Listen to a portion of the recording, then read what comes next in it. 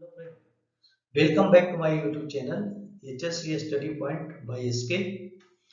आज हम डिस्कशन करेंगे confined space and permit to work system. तो कन्फाइंड स्पेस में परमिट लेने के लिए क्या क्या करना पड़ता है और किन किन चीज़ों का ध्यान रखना पड़ता है उस पर हम चर्चा करने वाले हैं। तो देखते हैं क्या क्या चीज़ का ध्यान रखना है। Following things need to be mention in permit to work system. क्या क्या मेंटेन करना पड़ेगा। सबसे पहले देना है डिस्क्रिप्शन ऑफ द स्पेस, मतलब कहाँ पे काम करना है, कौन सा लोकेशन है वो आपको बताना पड़ेगा। उसके बाद पर्पस ऑफ एंट्री, एंट्री अंदर जाने के लिए कन्फाइंड स्पेस में आपका पर्पस क्या है, क्या काम करने जा रहे हैं वो वहाँ पे लिखना है। नेक्स्ट है entry date and start and stop time of the work. तो एंट्री डेट जिस दिन काम करना है वो डेट लिखना है, स्टार्ट कब करेंगे और काम को बंद कब करेंगे उसमें लिखना है। Hazard associated with the space, वहाँ पे हजार्ड क्या क्या है उसमें चेकलिस्ट में दिया रहता है जिसको आपको टिक मारना है।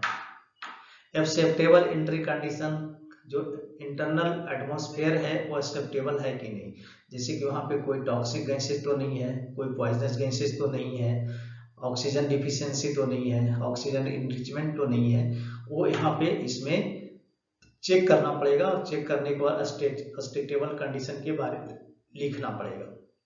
नेक्स्ट है evaluating hazardous atmosphere through regular test and monitoring. तो यहाँ जो मैंने बोला कि एक्सेप्टेबल कंडीशन जो है वो कैसे पता चलेगा, तो इसके लिए यहाँ है जो टेस्ट करना पड़ेगा हजार्डस एटमॉस्फेयर का और उसका मॉनिटरिंग करना है। Next name of the tester, tester जो टेस्ट किया है इस इन्वायरमेंट का तो उसका टेस्टर का नाम लिखना है, डेट लिखना है और टाइम लिखना है कि वो कब है जो उसको चेक किया उस टाइम को।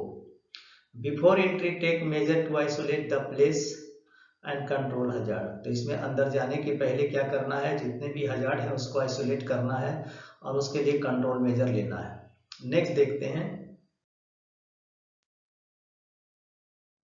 Name of entrants and attendants, जो अंदर जाने वाले हैं उनका नाम लिखना है और जो बाहर खड़ा रहेगा अटेंडेंट जो कि अंदर वाले के साथ इसका संपर्क रहता है, कोरिलेशन रहता है और कम्युनिकेशन में रहता है, अटेंडेंट होता है, ये बाहर खड़ा रहेगा। Name of the entry supervisor, कौन सुपरवाइजर अंदर जा रहा है उसका नाम लिखना पड़ेगा। Signature of the entry supervisor signature करेगा। यहाँ पे एक अटेंडेंस रजिस्टर भी होता है जिसमें सारे लोग साइन करके जाते हैं, यहाँ पे गलती से छूट गई है तो एक अटेंडेंस रजिस्टर भी रहता है जो एंट्री रजिस्टर बोल सकते हैं उसको। Communication system for एंट्रेंट and attendants, entrants and attendants के बीच कम्युनिकेशन सिस्टम क्या रहेगा उसके बारे में वहाँ लिखना है। वॉकी टॉकी है, रेडियो है या रोप टैग है, क्या है वो सारे चीज डिटेल उसमें लिखना है। Equipment necessary for safe entry, अंदर जाने के लिए क्या इक्विपमेंट यूज करने वाले हैं उसके बारे में लिखना है। Rescue service and contact of the service provider, rescue service क्या है और उसके कॉन्टेक्ट नंबर उसका सर्विस प्रोवाइडर का होना चाहिए, उसमें लिखा होना कि इन इमरजेंसी उसको कॉल किया जा सके। और ऐसे हजार्डस रहता है तो वहाँ पे रेस्क्यू टीम ऑलरेडी रहेगा। And permit for other work in confined space, अब कन्फाइंड स्पेस में जा रहे हैं तो किस कन्फाइंड में जाने से तो सिर्फ नहीं होता है, वहाँ पे हो सकता है आपको हॉट वर्क करना हो, बिल्डिंग करना हो, गटिंग करना हो, उसका फोल्ड का निर्माण करना हो, तो इस सब केस में फॉर एग्जांपल अगर हॉट वर्क है तो उसके भी परमिट आपको यहाँ पे लेना पड़ेगा। ठीक है, नेक्स्ट देखते हैं। ये फ्लो चार्ट है, गैस टेस्टिंग फ्लो डायग्राम है। यहाँ पे क्या है, गैस टेस्ट करने के लिए क्या करना पड़ेगा, पहले site management authorise the work, तो वर्क को साइट मैनेजमेंट पहले ऑथोराइज करेगा। अगर ऑथोराइज नहीं किया है इसका मतलब उसको रीप्लान करना पड़ेगा, उसने ठीक से उसके बारे में डिस्क्रिप्शन नहीं लिखा या क्लियर नहीं किया है या उस काम को अभी नहीं करवाना है मैनेजमेंट को तो इसको नहीं करेगा।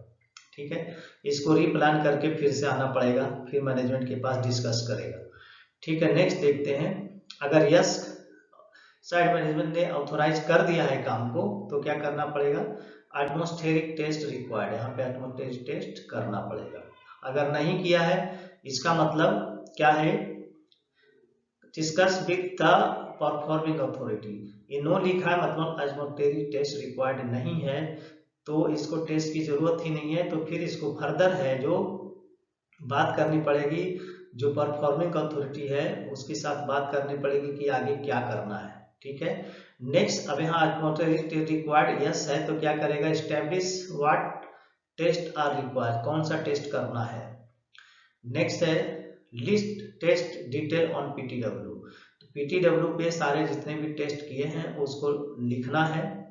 Carry out initial atmospheric test, तो पहले ये टेस्ट करने के लिए भी अंदर अगर है तो यहाँ पर एटमॉस्फेरिक टेस्ट उसको करना पड़ेगा।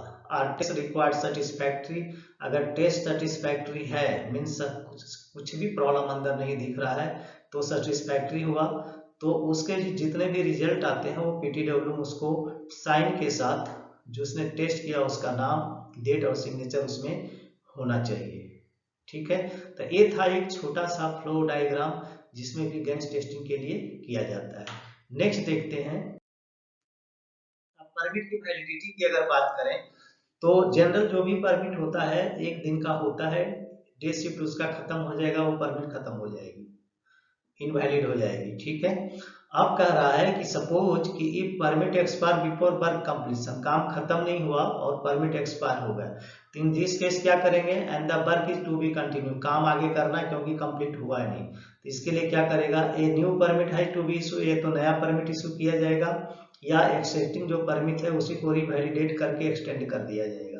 तो जनरली सभी जगह यही होते हैं, एग्जिस्टिंग परमिट को अगर वहां पे कोई प्रॉब्लम नहीं है तो उसी को रिवैलिडेट करके एंड एक्सटेंड कर दिया जाता है। ठीक है, अब परमिट की कॉपियां कितनी कितनी रहेगी, 3 कॉपी रहती है, there are 3 copy for each permit. उसमें ओरिजिनल कॉपी है जो साइट पे डिस्प्ले रहेगा, सेकेंड कॉपी है जो एरिया अथॉरिटी के पास रहेगा, एंड थर्ड कॉपी है जो रिटर्न करेगा पीटीडब्ल्यू कंट्रोल ऑफिस में, जो इसको देखरेख में, जिसके देखरेख में चलता है तो कंट्रोल रूम को चला जाएगा ताकि उसको नजर रहे कि यहाँ पे एक्टिविटी चल रही है।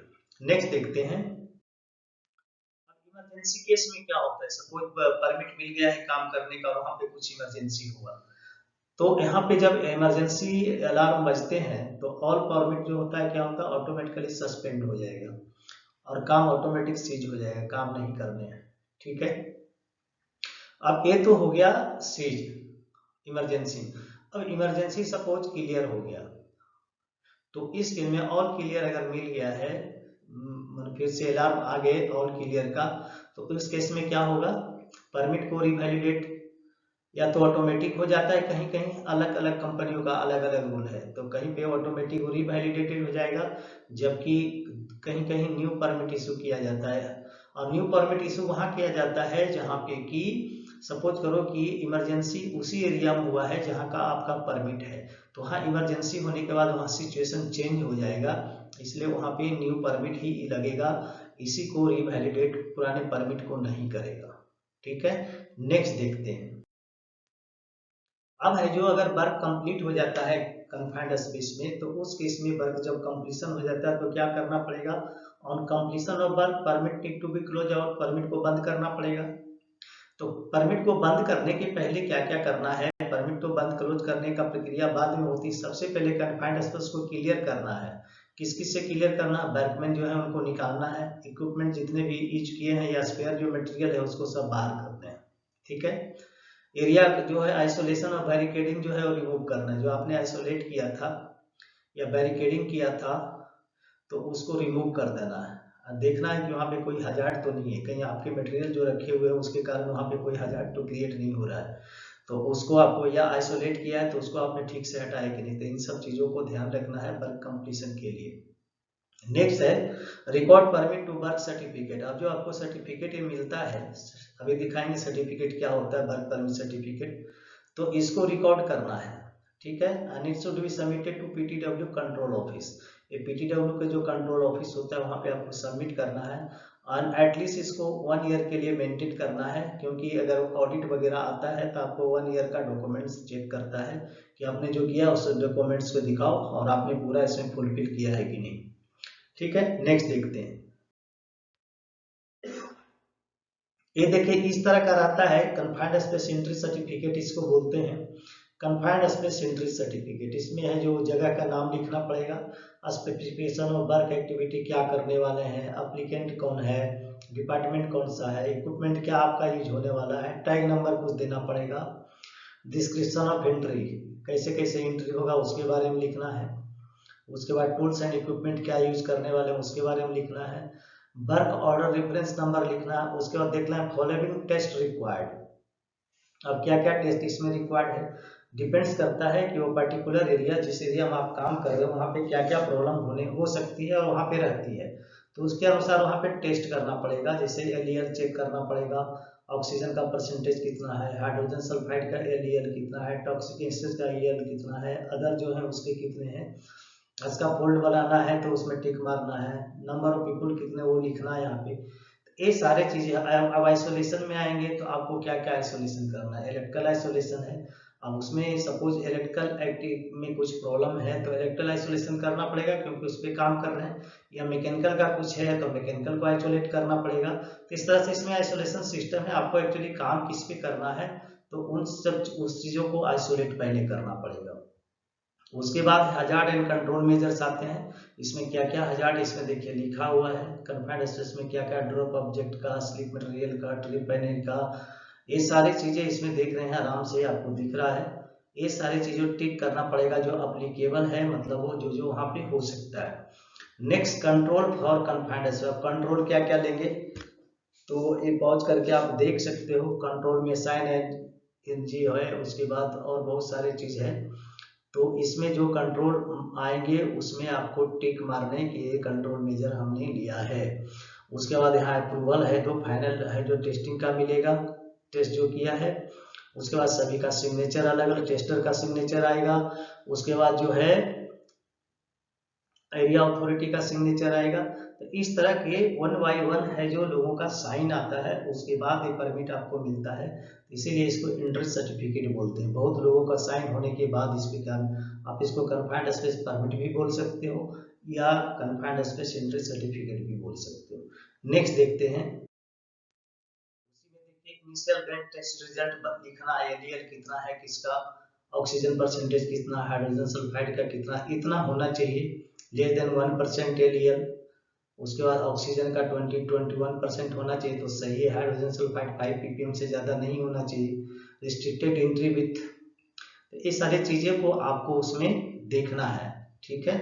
Cross reference permits and certificate इसमें आपको भरना है। उसके बाद approval for entry for work in confined space, इसमें उसका सिग्नेचर जो अप्रूवल देगा उसका नाम, signature, designation, date and time. इसी तरह फिर issuer for entry and carry out work, उसके बाद एरिया अथॉरिटी का साइन रहेगा, फिर परफॉर्मिंग अथॉरिटी का साइन रहेगा, और लास्ट में जब काम खत्म हो जाता है तो वर्क कंप्लीशन का यहाँ पे आएगा। तो उसमें है जो एरिया अथॉरिटी का साइन रहेगा और जो इश्यूइंग अथॉरिटी उसका साइन रहेगा। इसका साइन होने के बाद आप इसको सबमिट कर दोगे और ये खत्म हो गया। इसको रिकॉर्ड के लिए फॉर 1 ईयर रख दिया जाएगा, ठीक है दोस्तों। तो मेरे ख्याल से आपने इसका कंसेप्ट, कन्फाइंड स्पेस में पीटीडब्ल्यू का कंसेप्ट आप अच्छे से समझ गए होंगे।